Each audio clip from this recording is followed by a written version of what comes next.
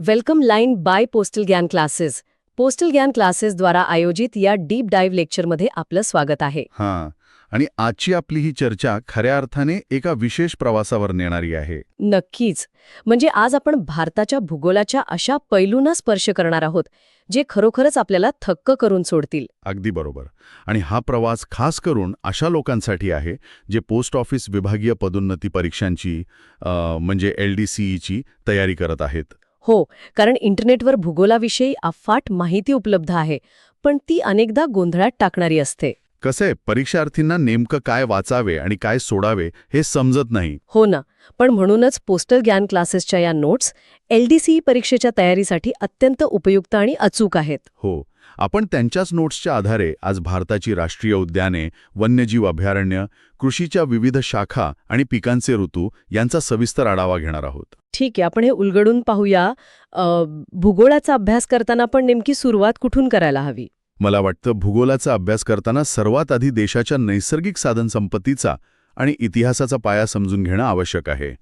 आपण केवळ नकाशावरील काही ठिकाणांची नावे पाठ करत नाही आहोत, तर आपण भारताच्या समृद्ध नैसर्गिक वारशाचा अभ्यास करत आहोत. बरोबर. आणि या वारशाचा ऐतिहासिक पाया पाहिला तर तो ब्रिटिश काळापर्यंत मागे जातो. हो, भारतातील पहिलं राष्ट्रीय उद्यान 1936 मध्ये स्थापन झाले. म्हणजे हेली नॅशनल पार्क, बरोबर ना? अगदी बरोबर. ज्याचे आत्ताचे नाव जिम कॉर्बेट राष्ट्रीय उद्यान आहे, जे उत्तराखंडमध्ये स्थित आहे. बापरे, म्हणजे खूपच जुना इतिहास आहे. आणि आज देशातील वन्यजीव अभयारण्याखालील एकूण क्षेत्र 1,61,221.75 चौरस किलोमीटर इतके पसरले आहे. हो, आणि यात 47 संरक्षित रिझर्व्ह आणि 4 सामुदायिक रिझर्व्ह क्षेत्रांचा समावेश आहे.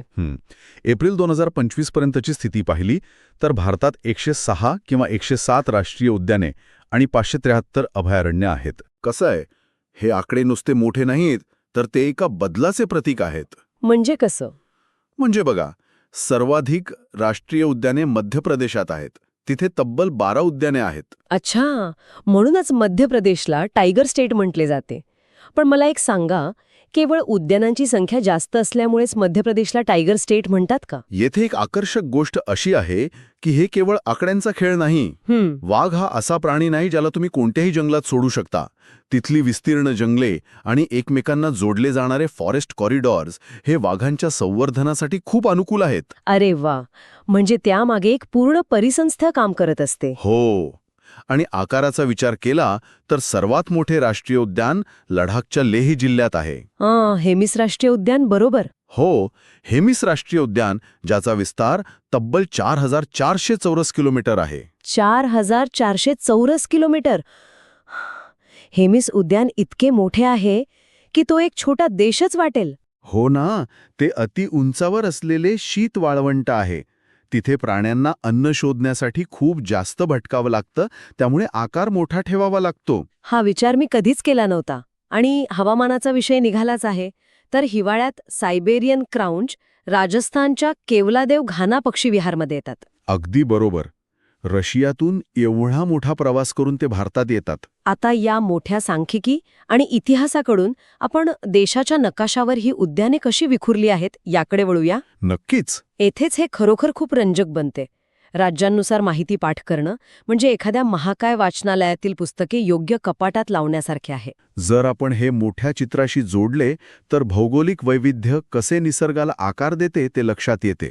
युनेस्कोनी अनेक उद्यानांना मान्यता दिली आहे. हो, जसे की 1985 मध्ये काझीरंगा, केवलादेव आणि मानस यांचा समावेश झाला. आणि 1987 मध्ये सुंदरबन, 1988 मध्ये नंदादेवी, बरोबर. 2005 मध्ये फुलांची घाटी आणि 2012 मध्ये पश्चिम घाट. आता आपण राज्यानुसार सविस्तर यादी पाहूया, एकही मुद्दा सुटता कामा नये. नक्कीच. सुरुवातीला आंध्र प्रदेश. तिथे कोलेरू, पेलिकेनरी, नेलापट्टू, टडवई आणि पाखल आहे. आणि अरुणाचल प्रदेशमध्ये नामदफा आणि पखुई आहे. अंदमान निकोबारमध्ये माउंट हॅरिएट. आसाममध्ये मानस, काझीरंगा, सोनाई रुपाई, ओरांग आणि गरम पाणी आहेत. ओडिशाचा विचार केला तर तिथे सिमलीपाल, चिल्का, भित्रकणिका आणि सतकोसिया आहे. उत्तर प्रदेशमध्ये दुधवा, किशनपूर आणि चंद्रप्रभा. उत्तराखंडमध्ये खूप उद्याने आहेत. कॉर्बेट, राजाजी, गोविंद, नंदादेवी, फुलांची घाटी आणि गंगोत्री. कर्नाटकमध्ये बनरघट्टा, बांदीपूर, नागरहोल, सोमेश्वर, शरावती घाटी, भद्रा, रंगनथिटू, मुकांबिका आणि तुंगभद्रा आहेत. बापरे, ही यादी मोठी आहे. केरळमध्ये सायलेंट व्हॅली, एराविकुलम, पेरियार आणि परम्बिकुलम. गुजरातमध्ये गीर, बेलावदार, नल सरोवर आणि मरीन अभयारण्य आहे. गोव्यात भगवान महावीर आणि मोलेम. तेलंगणामध्ये पापीकोंडा, किन्नरसाणी, प्राणहिता आणि कावल.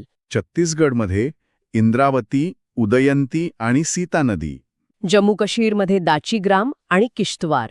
झारखंडमध्ये पलामू, दलमा, पारसनाथ, पालकोट, महुआदौर आणि हजारीबाग आहेत. तामिळनाडूमध्ये मुदुमलाई, वेदांतंगल, इंदिरा गांधी आणि कलाकड आहेत. नागालँडमध्ये इंटाकी आणि पंजाबमध्ये अबोहर आहे. पश्चिम बंगालमध्ये सुंदरबन, सजना खाल आणि जलदापारा. बिहारमध्ये संजय गांधी जैविक उद्यान, केमूर, गौतम बुद्ध आणि वाल्मिकीनगर. मध्य प्रदेशमध्ये बांधवगड, कान्हा किसली, माधव, संजय, पेंच, बोरी, गांधीसागर आणि पंचमडी आहेत. मणिपूरमध्ये केईबुल लामजाओ, मिझोरामध्ये दंपा आणि मेघालयात नोंगर वायलेम. राजस्थानमध्ये डेझर्ट, केवलादेव घाना, सरिस्का, रणथंबोर आणि कुंभलगड आहेत. सिक्कीममध्ये खांगचेन झोंगा आणि हरियाणामध्ये सुलतानपूर तलाव. हिमाचल प्रदेशात ग्रेट हिमालयन, रोहिला आणि शिकारी देवी. आणि शेवटी लडाख, तिथे हेमेस, नुब्रा शोक आणि चांगथांग शीत वाळवंट आहे. खरंच ही यादी परीक्षार्थ्यांसाठी खूप महत्वाची आहे. तर या सगळ्याचा अर्थ काय आहे? नैसर्गिक जंगले आणि वन्यजीवांनंतर मानव निसर्गाचा कसा उपयोग करून घेतो ते आपण पाहूया. म्हणजे शेतीच्या विविध वैज्ञानिक शाखा, बरोबर? हो, पोस्टल ज्ञान क्लासेसच्या नोट्सनुसार सेरिकल्चर म्हणजे रेशीम उत्पादन. आणि सिल्व्हिकल्चर म्हणजे वनकृषी, जिथे जंगलांची लागवड होते. हॉर्टिकल्चर म्हणजे फळं आणि भाजी उत्पादन. पिसिकल्चर म्हणजे मत्स्यपालन. आणि तुम्हाला माहितीये, विटिकल्चर हा शब्द ऐकला की मला वाटायचं की ही गमतीशीर बोलण्याची कला आहे. पण ती चक्क द्राक्षांची शेती आहे. अगदी बरोबर. आणि एपिकल्चर म्हणजे मधुमक्षिका पालन. आर्बोरिकल्चर म्हणजे वृक्ष आणि झाडांची कृषी. फ्लोरिकल्चर म्हणजे फुलांची कृषी, ओलेरिकल्चर म्हणजे भाज्यांची कृषी आणि मेरिकल्चर म्हणजे समुद्री जीव उत्पादन. कसं आहे, कल्चर या शब्दाचा वापरामुळे मानवाने निसर्गाशी साधलेला संवाद कसा पद्धतशीर आणि वैज्ञानिक झाला आहे हे यातून दिसतं. हे सर्व आधुनिक प्रकार पाहिल्यानंतर आपण एका प्राचीन पद्धतीकडे वळूया, स्थलांतरित शेती. मला तर ही पद्धत एखाद्या भटक्या जमातींच्या जीवनशैलीसारखी वाटते, जे सतत नवीन जागा शोधत असतात. यामुळे एक महत्वाचा प्रश्न निर्माण होतो. एकाच शेती पद्धतीला भारतात एवढी विविध नावे का आहेत? हो ना, कारण भारतात सांस्कृतिक विविधता खूप आहे. हो, उदाहरणार्थ आसाममध्ये याला झूम म्हणतात, ओडिशामध्ये कोमन, भृंगा किंवा धावी म्हणतात, केरळमध्ये कुमारी म्हणतात, छत्तीसगडमध्ये दीपा, तर आंध्र प्रदेशात पोडू. मणिपूरमध्ये पामलाऊ, मध्य प्रदेशात वेवार, माशा किंवा पेंडा म्हणतात. तेलंगणामध्ये जारा, राजस्थानमध्ये चिमाता किंवा वालरा आणि झारखंडमध्ये याला कुरुवा म्हणतात. यावरून भारताची विविधता दिसून येते. नक्कीच. आता शेती कुठे आणि कशी करायची यानंतर सर्वात महत्वाचा भाग येतो, तो म्हणजे कधी करायची, म्हणजे पिकांचे ऋतू. अगदी बरोबर. मला तरी पिकांचे ऋतू शेतकऱ्यांचे नैसर्गिक कॅलेंडरच वाटते. हो, आणि भारतीय शेती आणि मान्सूनचं चक्र यांचा खूप अचूक समन्वय आहे. जसं की रब्बी पीक, याची पेरणी ऑक्टोबर-नोव्हेंबरमध्ये होते आणि कापणी मार्च-एप्रिलमध्ये होते. बरोबर. हो, यात गहू, हरभरा, जऊ, मोहरी आणि गळीत धान्य येतात. आणि खरीफ पीक? याची पेरणी जून-जुलैमध्ये मान्सूनसोबत होते. आणि कापणी ऑक्टोबर-नोव्हेंबरमध्ये होते. यात भात, मका, ज्वारी, बाजरी, भुईमुग, सोयाबीन आणि कापूस येतो. आणि उन्हाळ्याच्या काळात जायद पीक घेतात. हो, फेब्रुवारी-एप्रिलमध्ये पेरणी आणि जून-जुलैमध्ये कापणी. यात मुख्यतः हिरव्या भाज्या, कारले, कलिंगड, खरबूज आणि काकडी येते. खरंच, हे निसर्गाचं एक अचूक कॅलेंडर आहे.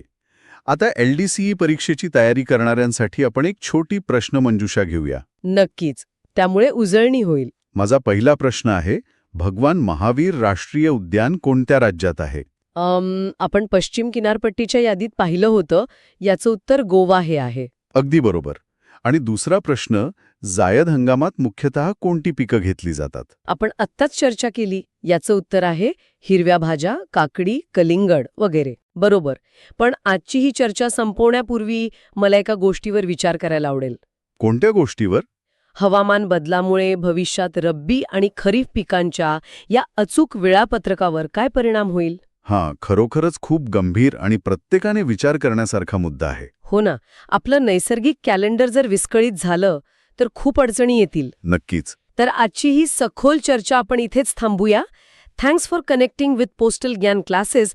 परीक्षेतील यशासाठी पोस्टल ज्ञान क्लासेसचे लेक्चर्स नक्की पहा.